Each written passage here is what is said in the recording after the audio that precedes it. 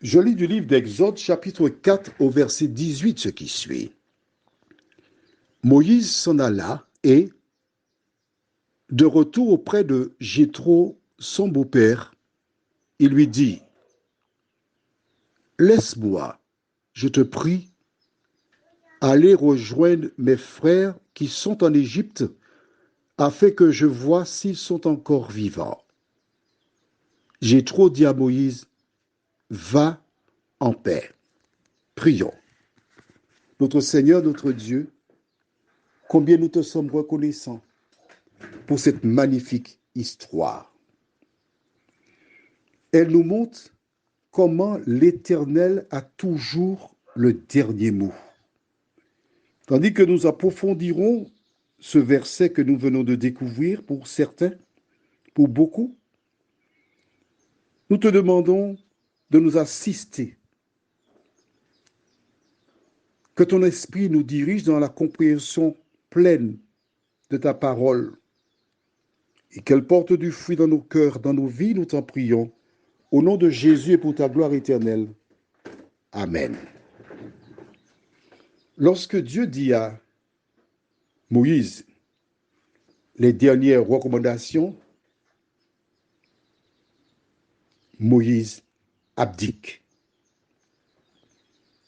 Note qu'il n'a jamais exprimé à Dieu sa crainte, son souci. Il n'a jamais dit pourquoi il ne voulait pas aller. Et lorsque Dieu lui a dit, écoute, tu vas remplir cette mission, va. Il abdique. À travers les différentes expériences que tu as vécues avec l'Éternel,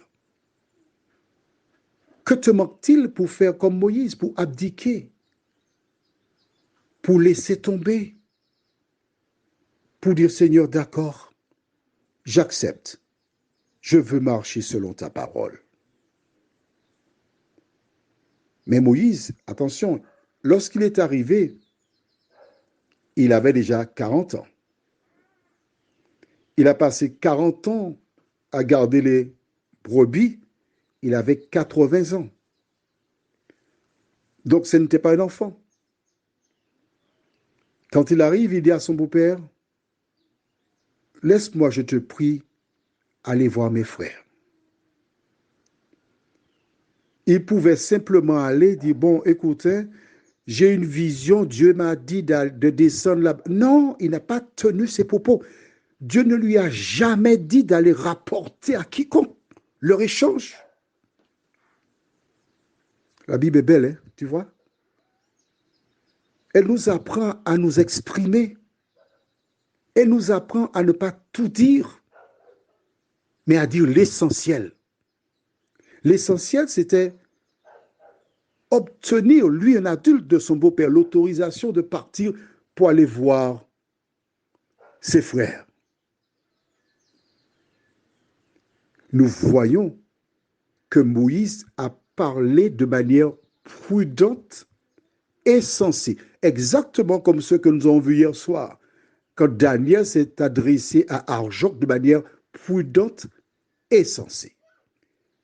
Parce que depuis 40 ans qu'il se trouve là-bas, à Madian, il a des frères, il a sœurs, c'est tout à fait légitime.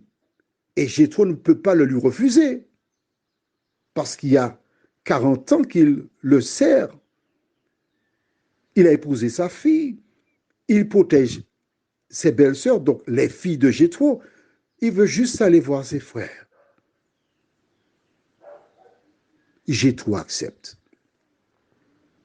Mais imaginez un seul instant que Jéthro accepté parce qu'il a demandé serait une erreur.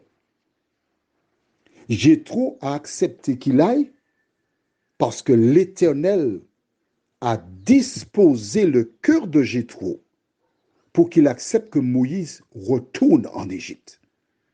Vois-tu, quand Dieu te dit de faire quelque chose, il s'occupe de tout, de A à Z. Tu n'as pas à t'inquiéter, tu n'as pas à te poser de questions. La seule chose qui te reste à faire, c'est croire et obéir. Une chanson que j'aime beaucoup, Et quelque part dans le Pacifique, j'ai un ami qui se prénomme Paul. Et quand nous avions certaines rencontres, cette chanson, Croire, obéir.